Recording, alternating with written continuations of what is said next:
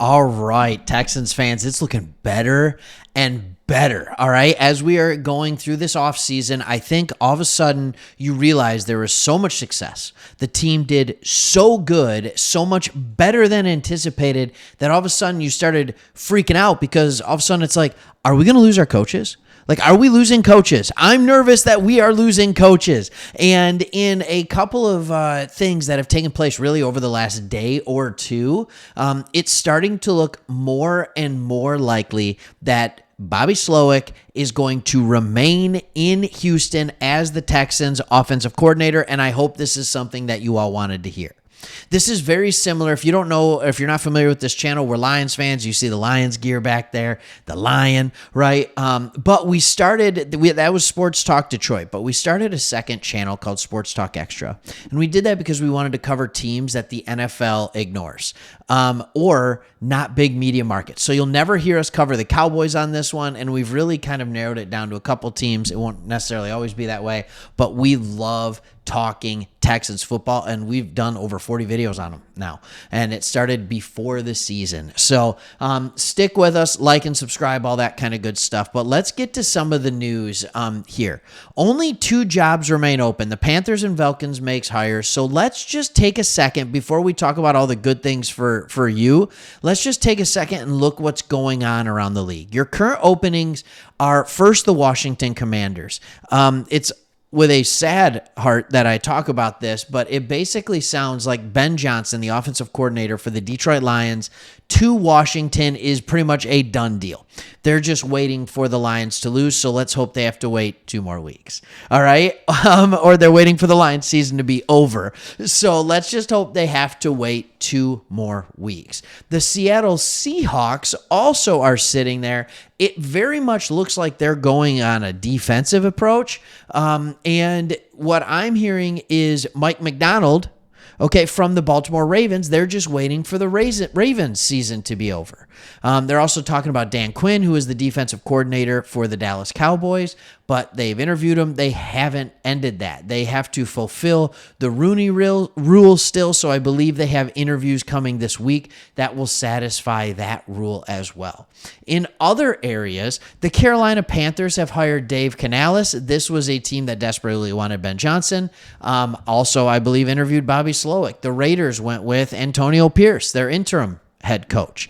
That was a good move for them. The Chargers made the home run hire. You see the Michigan helmet. It's right there, right? National champs. I got to shout out my guys. They won in Houston. How cool is that? But the Chargers got Jim Harbaugh, who is the most legitimate of all of these coaches as far as experience goes. The Falcons, in a shocker, decided to go with Raheem Morris. I thought for sure they would be going offensive mind. I thought if there was a place that Bobby Slowik might go, it could have even been the Falcons, to be honest with you. The Commanders, that's still open. Like I said, Ben Johnson. The Titans went with Brian Callahan. I thought firing Vrabel was not smart, but hiring Callahan, the OC in Cincinnati, not a bad call. Not a bad call, especially after what he did even after their star quarterback, all right, went down with an injury in Joe Burrow, all right? And then finally you have the New England Patriots, who quickly hired from within with Jared Mayo. So here's the thing, and I got more for you on this. You have this great news, and the question is, why is it such good news? Well, it's because of what the offense did. And I'm just going to look at a couple of places. I'm going to look at a couple of places, and I might even do a separate video on this one. But you see that PFF has named Nico Collins the Texans' most improved of the Texans, the most improved player. And I don't know if this is for the NFL or just of the Texans. But even in the Texans organization itself, there were multiple players up for most improved player, to be completely honest with you. I don't think people realize how good and the meteoric rise it was for Nico Collins. And it didn't matter who else was there with him. When Tank Dell went out, you wonder, like, is he good enough to be a number one when everybody's keying on him? And he just absolutely went off. I'll talk to you about some stats later in there. You see right here, his PFF grade rise was almost 20 points year over year. He broke the 1,000 yards receiving mark for the first time in his career. He ended with 80 catches, almost 1,300 yards. That is insane.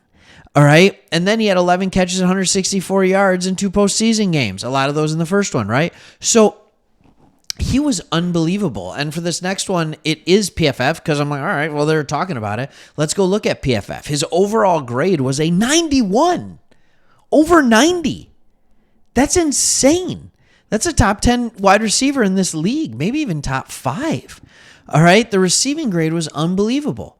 You look at his 2 previous years. I'm reading it right now. His 2 previous years, he didn't have 1,000 yards combined. He went for 1,300 this year. It's unbelievable. And he did that in his first 2 years, he had 64 and 59 targets.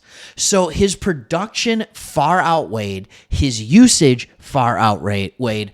It's normal for a player's usage to go way up in a year and bump, but it's not normal for the usage and the production to just skyrocket. And why am I spending so much time talking about Nico Collins? I'm spending time talking about Nico Collins because when you look at this offense, when you look at the play action offense, when you look at CJ Stroud, when you look at what they do and find ways to get their wide receivers open, they were doing that for Nico Collins. That's why it's so important for Bobby Slowik to come back. Now, you might lose your quarterback coach. All right, he's got a second interview with the New Orleans Saints, and that would be a blow. It would, but not like losing your offensive coordinator. All right. And definitely not like losing both of them. It was looking for a second. Like, could we lose both? That would be terrible. All right. You keep Bobby Slowik. And by the way, for Bobby Slowik, it's smart for him to stay. Because if Houston has another year like they did this year, but better, because it will be better, right? There's going to be more talent. It's going to be year 2 in the system. The run game will get better. CJ Stroud will continue to be phenomenal. Nico Collins, Tank Dell, they're going to add another wide receiver. Like, it's going to be tremendous. If he does that, he's going to have the pick of where he goes next year. All right, it's kind of like Ben Johnson now with the Detroit Lions. He said, no, we're building something special here. I want to stay. He turned down the Panthers, which, by the way, really good idea to turn down the Panthers. What would that have looked like for him? Somebody smart is in Ben Johnson's ear, or Ben Johnson's smart. And now he basically, with the Lions, got to pick where he wanted to go.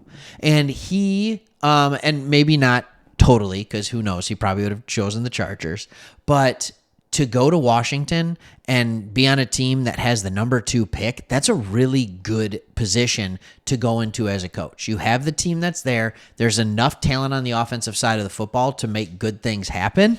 Like, there really, really is. And now you get your pick. Bobby Slowik could do that next year or at worst in 2 years. Because I don't see, barring a big injury or catastrophic injury to CJ Stroud, I don't foresee this offense regressing. And so it's just more exciting. And what I was talking about, what I did want to point out to you, I'm just going to go ahead and read some yardage numbers in the back half of the year here for Nico Collins. And remember, there's a couple injuries that limited him, okay? So, but after the Tank Dell injury, 104, 191. Injuries hurt him a little bit, 13, 18. He's starting to get back healthy, 80, 195. And then he went for a combined 160 in the 2 playoff games. The dude's a baller. That's what you can see in this offense, and that's why it's the news all Texans fans wanted to hear. All right, thanks for watching. Stay here. We want to be your go-to source for Texans football. See you on the next one.